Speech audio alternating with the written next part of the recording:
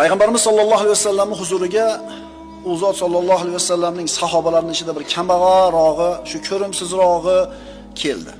Payg'ambarimiz aytdilar: "Kelishini menga Jabroil alayhisalom xabar qilgan kishi xush kelibsiz" dedi. Bu kishi faqir edi.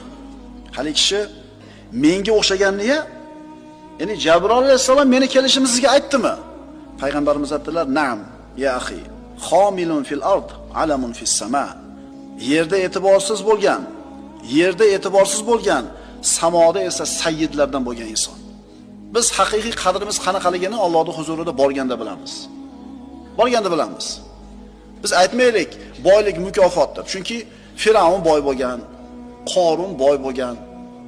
Musulmonlardan ham boylari bo'lgan. Sulaymon alayhisalom boy bo'lgan, Abdurrahmon ibn Avf boy bo'lgan. Bu boylik, kambag'allik, u azizlik, xorlikning belgisi emas. Shuning uchun puli bor odam puli yo'q ustidan kulmasin.